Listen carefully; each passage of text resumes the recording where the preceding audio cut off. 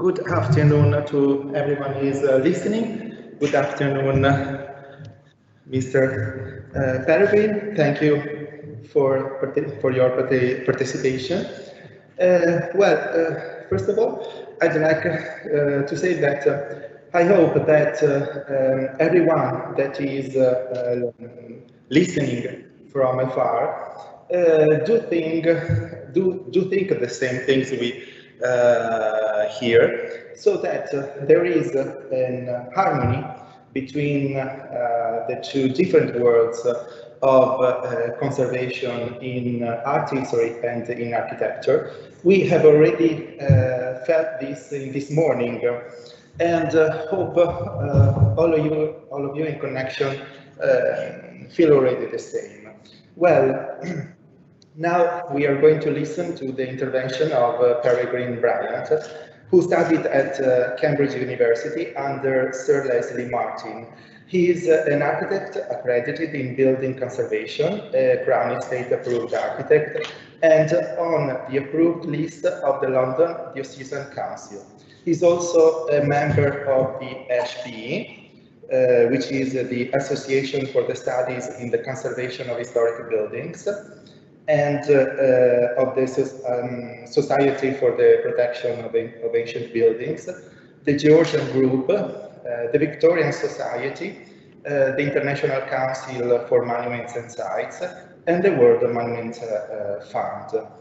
So he will, in his intervention, architect Peregrine Bryant will talk about Wilbury Park, a sleeping beauty brought back to life. Thinking about the pictures I have already seen of this intervention, I think we talk about an intervention of a very careful and very gentle about the conservation of the surfaces and of the patina they have. So please, Mr. Bryant, we listen to you. Thank you very much. I hope you can hear me. And thank you very much for that welcome. And as you've said, my name is Peregrine Bryant, and I'm a director of an architectural studio which bears my name, and we specialize in the conservation, repair, and adaptation of historic buildings. Now, I'd like to thank Emanuela Sorbo and her colleagues very much for the invitation to join today's seminar. So thank you. So I would like to talk briefly today about a fascinating project I was engaged in a few years ago, the restoration of a Palladian revival house of 1710, nominally designed by William Benson, but more likely by his friend, the rather more accomplished architect Colin Campbell. It is accepted as being the first Palladian revival house following Inigo Jones's death some time before, who died in 1652. Jones owned a copy of I Quattro Libri dell'Architettura and first introduced Palladio's ideas to the UK. In 1715, Colin Campbell edited and published the compilation of the Palladian revival houses in England, which he called Vitruvius Britannicus, from which this elevation is taken. And here is the title page of Vitruvius Britannicus, helpfully translated into French at the bottom, but not, I'm afraid, into Italian. And I've titled this talk, Bringing a Sleeping Beauty Back to Life, but this is, of course, is not perhaps an exact analogy, for in the fairy tale, at least in Grimm's and Perrault's versions, she is woken by a prince and is as beautiful as she was when she was put to sleep by the wicked witch 100 years before. This is not, of course, true for a building which time has changed and age has decayed. At Wilbury, the aim was to gently revive the inherent beauty and qualities of the building whilst acknowledging the changes that time had wrought. Incidentally, just as an aside, the earlier Italian version of the fairy tale by Giambattista Basile has a king finding the princess and raping her whilst she was asleep, whereafter she produces twins, still asleep, a metaphor for the fate of some historic buildings, but not, I trust, this one. So back to the house.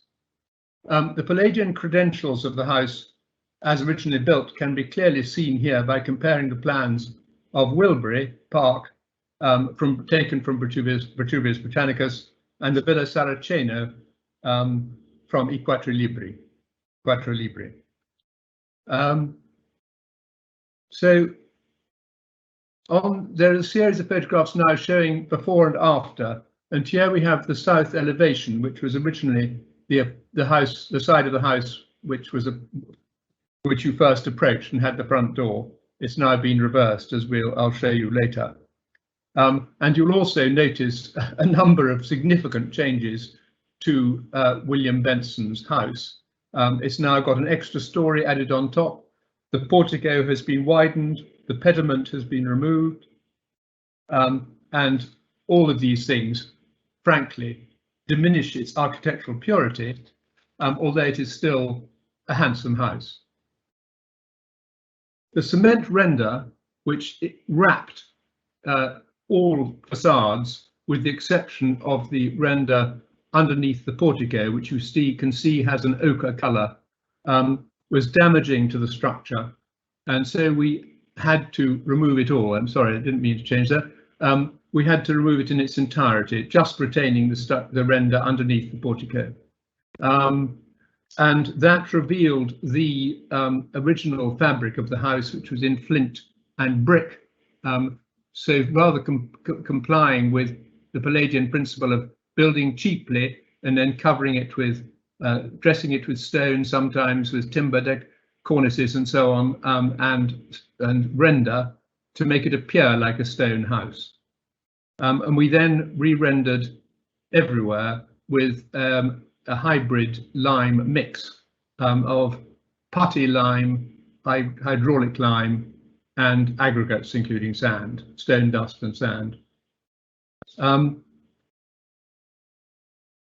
I just wanted to just turn aside for a moment to somewhere rather closer to you in Venice, namely the Villa Saraceno, which, as I've said, actually, whose plan very closely conforms to Wilbury, or Wilbury conforms to it.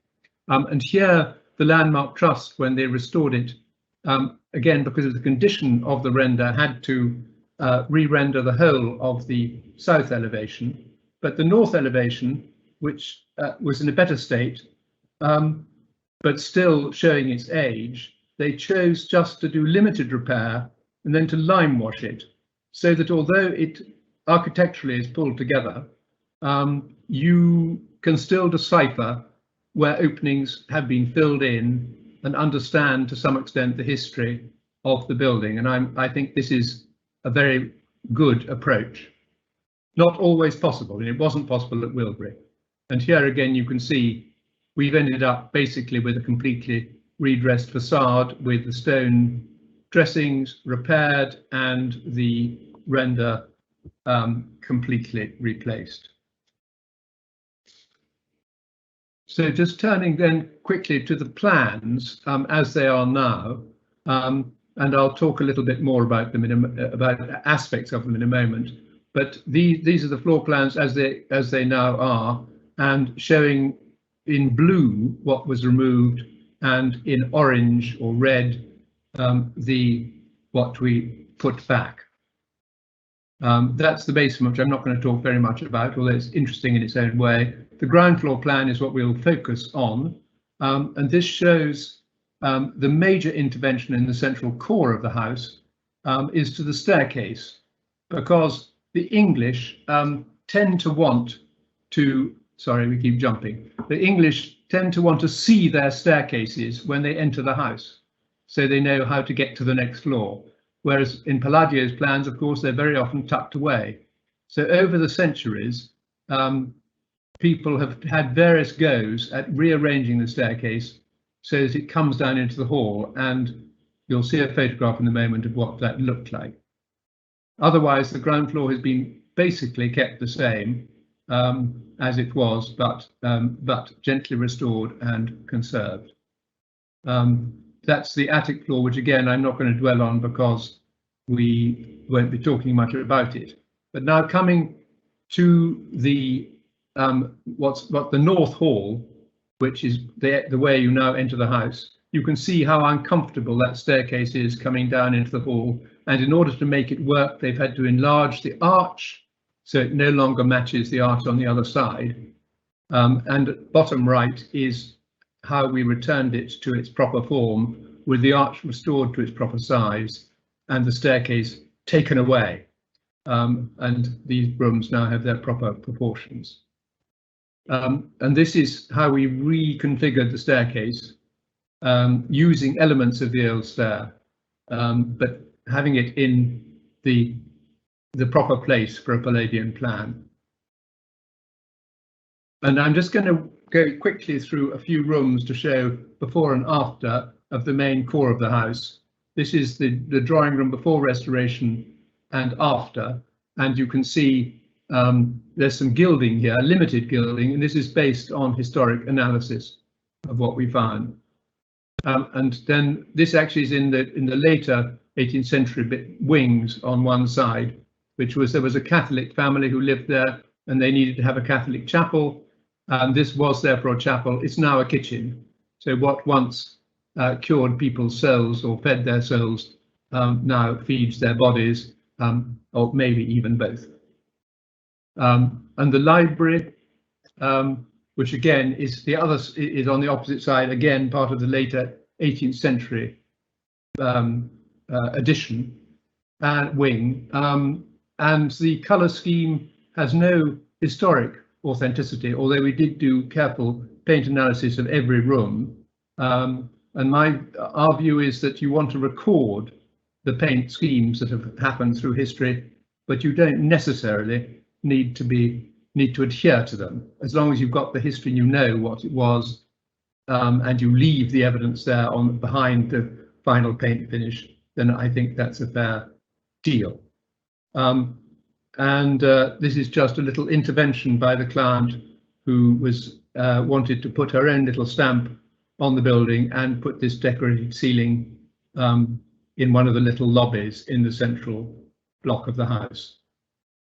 So the principal and in a way most interesting room is the saloon on the principal room on the south side of the house, which is, the volume is very much as William Benson left it, but it's had many changes since, most of them in the middle to late 18th century, when the scagliola floor, which you can see there, was put in, and the room had originally been completely panelled with what we call raised and fielded panels, which were the way that you finished the interior of a house in the earlier 18th century.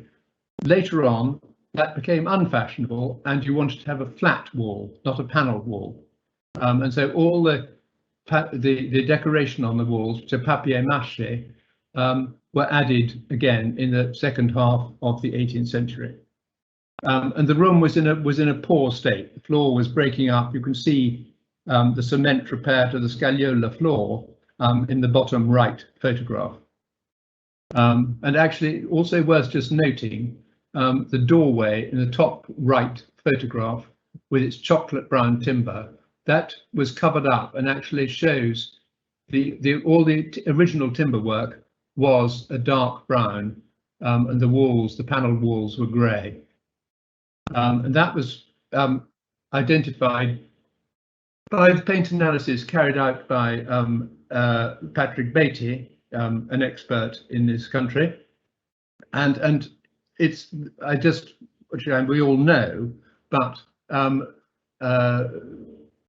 identification of the layers of paint is a vital tool in establishing the sequence and timing of the development of a building, and it was really helpful in deciphering the stages of the development of the saloon.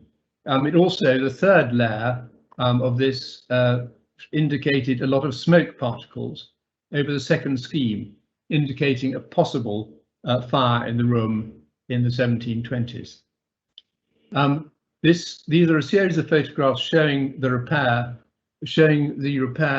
of the scagliola floor, which was carried out by a craftsman called Kevin Gannon. And the idea was to take up the cement repairs, analyze the makeup of the scagliola and the pigments contained in it, and then to reproduce them. And top right, you can see that the scagliola has been laid over as sort of broken tiles laid on timber laths. And the next photograph shows Claire Venables, who carried out the papier-mâché work, repairs the papier-mâché, and also, as you can see from those, what we call jib doors, which are secret doors, where the papier-mâché had been lost. She recreated the missing drops, and as a little nod to the client, she incorporated in those items that related to the family. In other words, in the right-hand one, you will see a tuba and a French horn, which are instruments that two of her children played. And there's also references to hunting and gardening, which were also great interests of the family.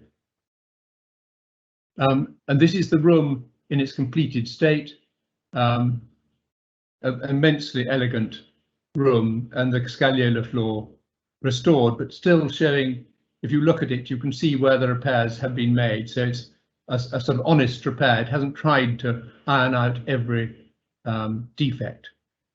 And just out of interest, a rather charming Corinthian capital on the right-hand side with horses' heads, which I've never seen elsewhere.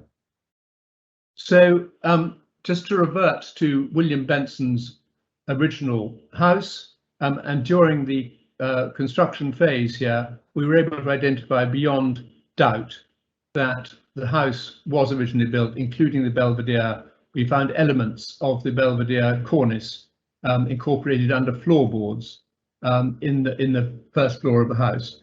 So we gave this, had the professional team involved in this project, gave this to the client as a memorial to a really wonderful project, which we all learnt a great deal from. And finally, the last slide is, I call the past, the present and the future, because you can see in the distance the model all around the rest of the photograph, the house as it is now, and in the form of those charming girls dancing round the North Hall, the future. Thank you very much. Okay, thank you very much.